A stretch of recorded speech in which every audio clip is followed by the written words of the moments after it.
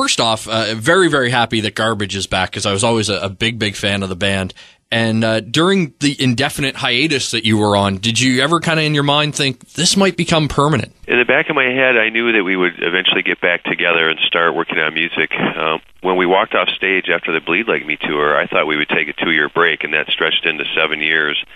And looking back now, it was necessary to do that. We needed to go away and everybody reclaim their own lives and their personal space and clear our heads of all the clutter and debris that had been festering up in our minds. So it was good. I mean, we needed to do that because when we did get back together last year, everyone was totally revitalized and the chemistry was really strong between us. The process of getting in and writing songs fell together really quickly and really easily. Yeah, I read that, you guys had kind of said that the writing process for this album might have been the smoothest of any of the Garbage albums, which coming off that break seems really kind of hard to believe. I think it's because we had a long enough break, and a couple of things happened during the break.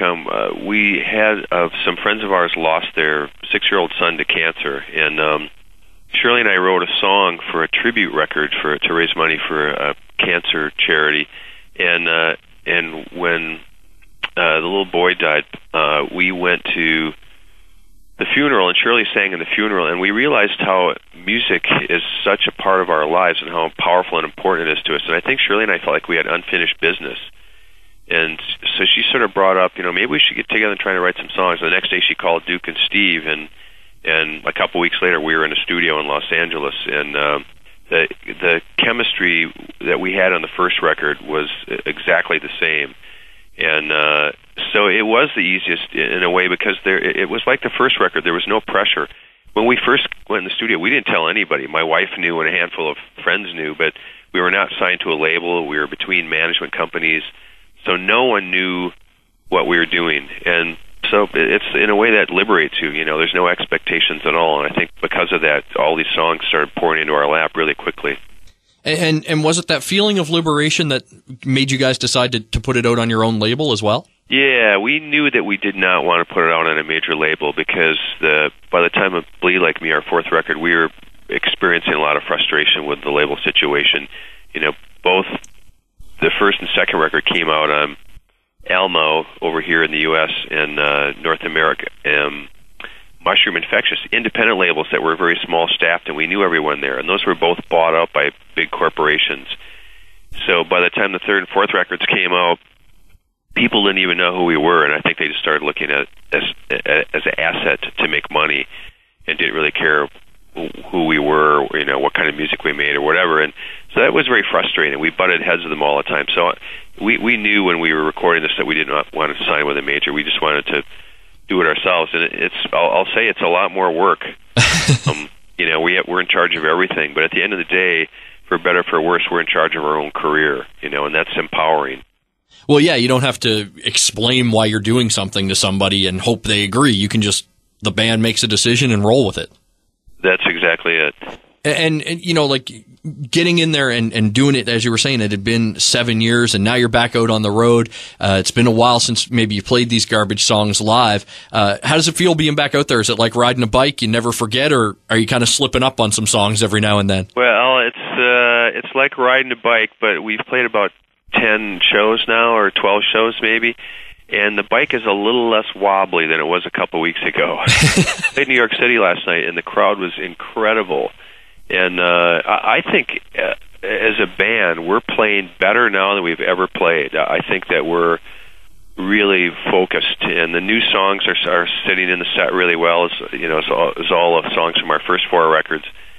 I think just the fans have us so jazzed up on stage that they're so kind of crazy and excited to see us back that it's a huge adrenaline rush to walk on stage and play. We are still making some crazy mistakes. Like last night, we completely effed up the end of Super Vixen. I don't know why. Everybody just sort of forgot where we were. And there was a train wreck. But it's just, we used to get uptight about stuff like that, and now we just laugh it off. It's like, okay, well, we're human. We made a mistake. Let's just go on, get on to the next song, and hopefully we won't screw that up. Well, and I think those are the shows people remember, and I think they, in a way, remember them fondly. It's like, I saw Garbage, and they screwed up, Super Vixen, and it's like, so they have their own personal Garbage story from the show. It wasn't a show that's perfect, I think people think it's boring. So and we're not capable of playing a perfect show anyway. We're all musicians with a moderate amount of musical talent. We've all figured out ways to play, sort of maximize our limited capabilities. But when you put us all together, somehow I think we have a pretty unique sound. And as I said earlier, I think we're playing really, really good right now. So and we're just getting started. We're going to be playing a lot of shows this year. So I think it bodes well for the band. Yeah, and you mentioned the unique sound of Garbage, and that was one of the things I think a lot of people had in their head when you came back was, will they still how will they sound? Because it has been 7 years, and the new album just fits right in there. It sounds like Garbage, a little bit evolved. Yeah, when we started recording, one of the conscious decisions we made was we did not want to reinvent ourselves. We wanted to sound exactly like who we are, and that's embrace what we love: trashy drums, electronica, buzzy guitars, pop melodies, dark lyrics, atmospherics, and that's kind of the sound that identified us especially on the first two records. And we just wanted to sort of take that and update it sonically to 2012, and I think part of that is because we have a strong identity, and if you hear a song by us on the radio, for better or for worse, it sounds like Garbage. And these days, I think that's an asset. The first single that came out in North America, Blood for Poppies, as soon as I heard it, I was like, okay, this is going to be a hit. What's the story behind that? I have, in my mind, a very clear interpretation of what I think the song is about, but I wanted to kind of get the real story on it. Well, musically, the song started out almost as a dub track originally. It was just a beat and a kind of heavy bass line. And then one day Cheryl came in with some lyrics, and she had been inspired by reading an article about a soldier writing a diary in Afghanistan. He's in the Afghanistan war. And basically it's about just being lonely, wanting to be home. There's a lot of references to the war in the song, but Shirley said it's also a metaphor for a band and being on the road and just being gone. Trying to break out of anything that's pulling you away from your home. You basically it's a love song for wanting to be home. And Cheryl said it's kind of a dream state. Which is why in the bridge it kind of goes in this whole sort of psychedelic-y spin moment, and that's sort of, then you kind of get sucked back into the last chorus, and we wanted that to have a little bit of a hallucinatory feel in the bridge. Shifting gears a little bit, I know you're working with Dave Grohl on his Sound City documentary.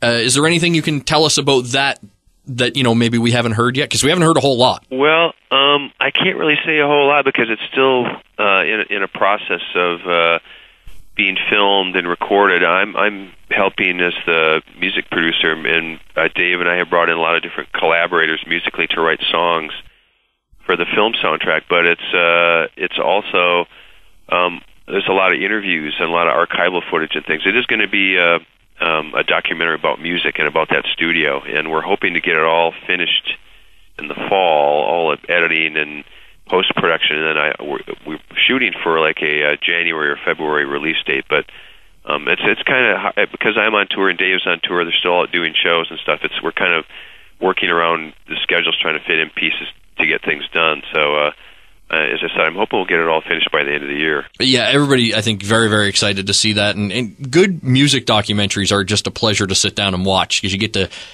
get that inside story that I think everybody likes to hear. They're a guilty pleasure for me. I love watching music documentaries, and part of it's because I'm a musician, obviously, and I've been doing it my whole life, but I always find it fascinating, the permutations of the creative process. Everybody's different, every band is different, and every dynamic and situation is a little bit different, and it's always fascinating when you hear a story of how someone got from point A to point B, or why they wrote this song, or what the circumstances were like, and I can't get enough of them. Do you have a favorite that people maybe haven't seen that they should go out and watch? I think some of my favorite ones are there's that series. I actually did one, The Making of Nevermind, where they interviewed me, but there's a bunch of them. There's like there's one for the Joshua Tree that's really good. There's a whole series, and I like hearing those, because I like to get some insight from what actually went on in the sessions. Like, how did that song, the Queen one is really good too. Like, how did they get that song? What was the process? And for me, sometimes it's a resource tool. I'll hear something, how someone recorded something, go, oh man, I should have thought about that. Maybe I could approach that on, whoever, whether it's with the Foo Fighters or whether it's a garbage track or whatever. So I sort of look at it as like, it's fun, but for me, it's also educational. Yeah, you're never too old to learn, trust me. You are an exceptionally busy guy, both being a musician and a producer, and you've worked with, the Pumpkins, Foo Fighters, Green Day, of course, Nirvana, and Nevermind.